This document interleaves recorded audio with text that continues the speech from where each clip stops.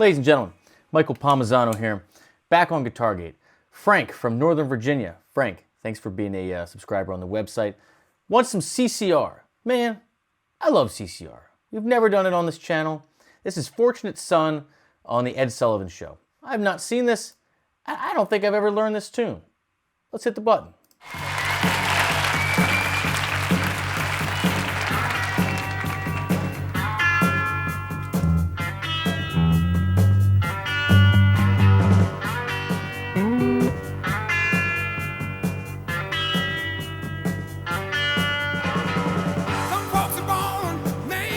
Dude, he's so badass.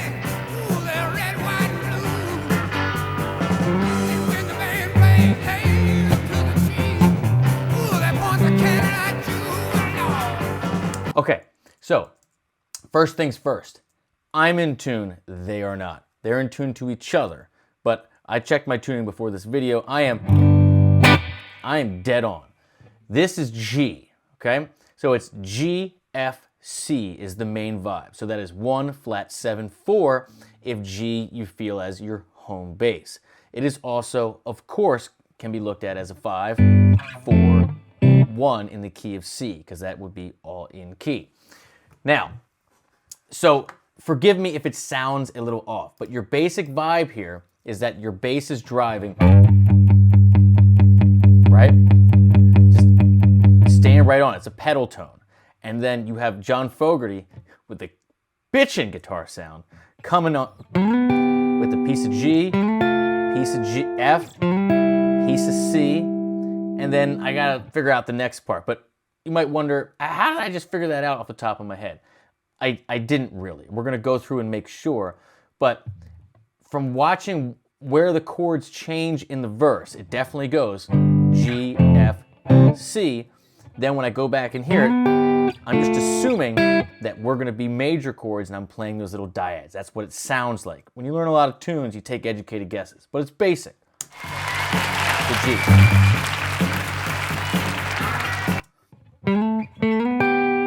So what am I doing here? I'm shooting for a G major sound. I'm choosing major because I'm assuming it's major. It sounds bright to me. So I'm assuming it's this inversion. It could be played like this, but this is major third and root. Right? Again, tuning's off, but same shape, major third and root. So this is major third and root of G, major third and root of F, while the bass is still driving on G. Then, see now, this is interesting. So, what I'm listening for here is I'm assuming it's going to a C chord because I just saw that's what happened in the verse and I know the sound of a 1 flat 7 4. It's imprinted in my brain, right? That's why I make a whole course about like common chord progressions and what to listen for and to ingrain that function. But I hear this, that descending line. So what I'm doing here, root and major third of G, root and major third of F, fifth and major third. So now we're now second inversion, fifth in the bass of C major. So this is still C major, but I'm just playing, I'm keeping the same 2 string sets. We're on the 4th and 2 strings, but I'm switching to second inversion here to grab that. That's what's happening. So again.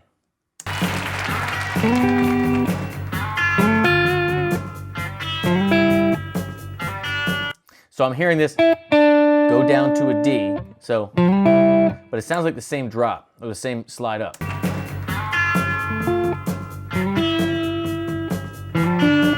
So we, now I'm not hearing it hang on that F, it's on that G, so you got,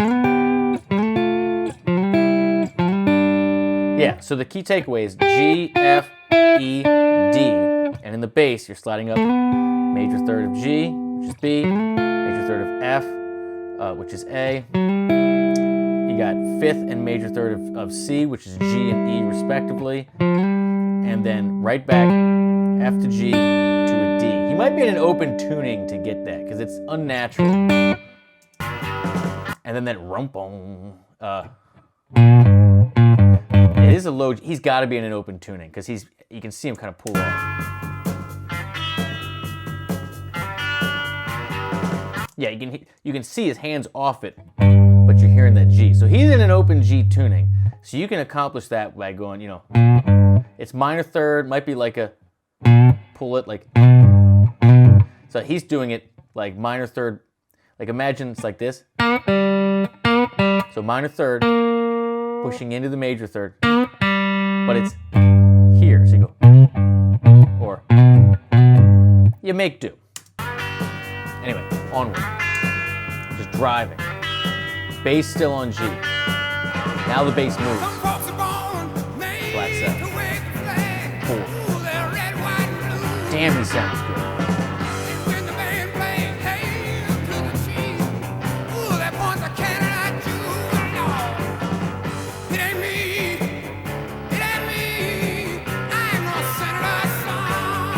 What we switch to?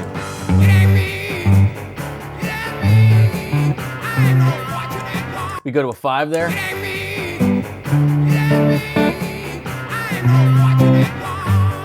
All right, so we're switching between G mixo and G major. So that's G. So to a D, to a C. So we're substituting the F for the D. Now, all we're doing here, again, this is a classic songwriting technique.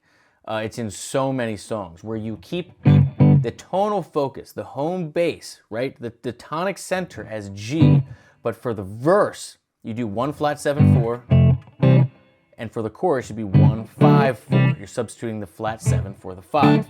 Function is different, but it resolves the same way. The difference, of course, is the note between F and F sharp.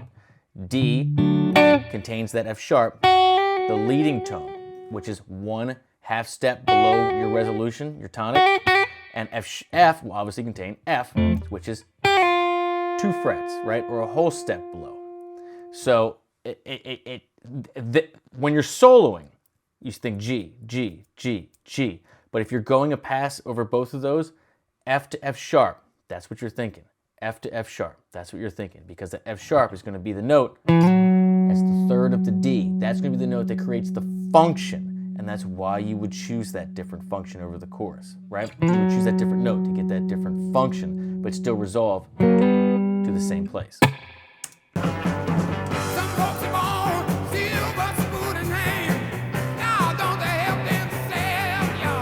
Yeah, he's definitely. God, he's great.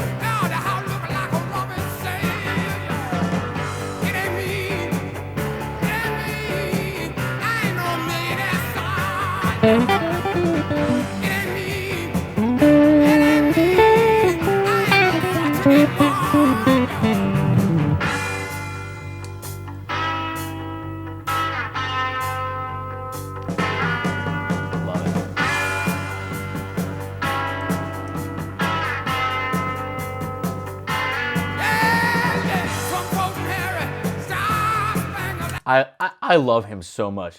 I don't. What is it? So. There, D. What am I hearing? Hard with the tuning being on.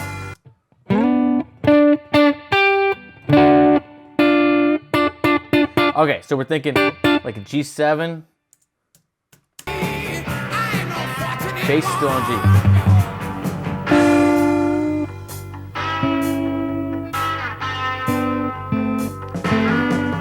All right, really hard with the tuning being off, but this is where you're kind of used to hearing sounds. This is what I'm hearing. This is what I'm thinking, and this is what I'm guessing. So the bass, obviously on G. I'm hearing the sound of a dominant 7th chord. I'm hearing this 5 and flat 7. No third, no root. Just like you would, like in blues stuff, Stevie Ray Vaughan stuff, like opening a Red House. Just not the top note, but just again, no third, just flat 7 and 5th. This sound,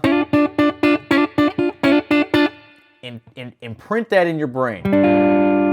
And then you hear it just this down a half step, common blues thing.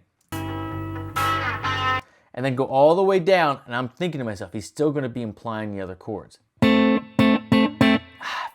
feel like that's wrong, but I feel like he's staying on the same string set, like, and then having it go down to now be the 3rd and the 5th of F to slide up into the 3rd and the 5th of G. So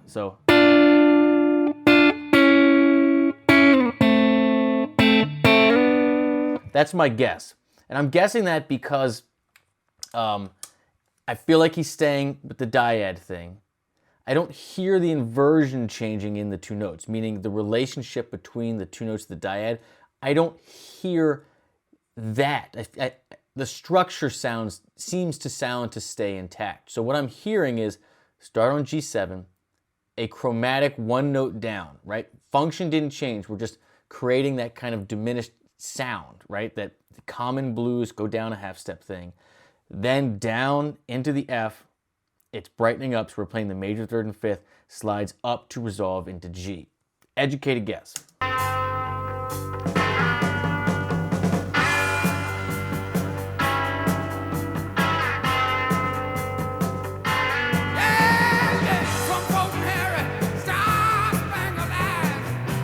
And even though he's in a different tuning, you can see that the structure stayed the same in his hand.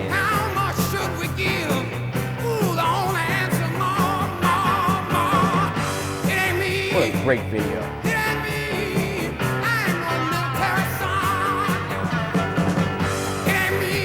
Yeah.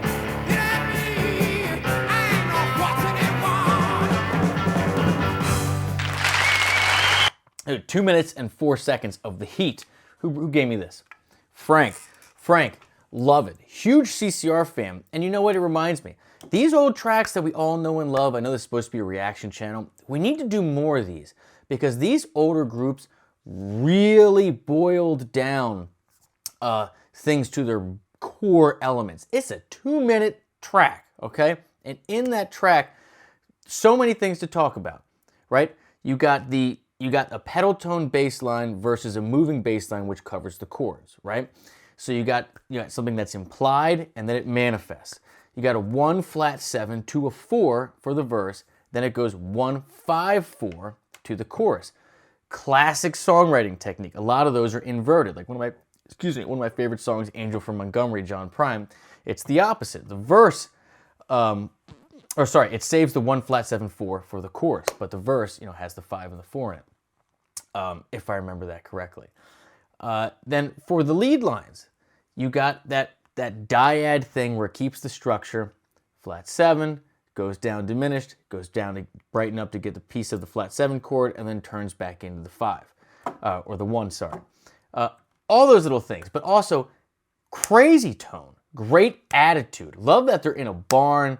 I just dig the whole vibe, and obviously it's one of the best wartime songs ever written. And John Fogerty is a bad man, one of the baddest there ever was. That's it. Frank, thanks for being a subscriber on the site.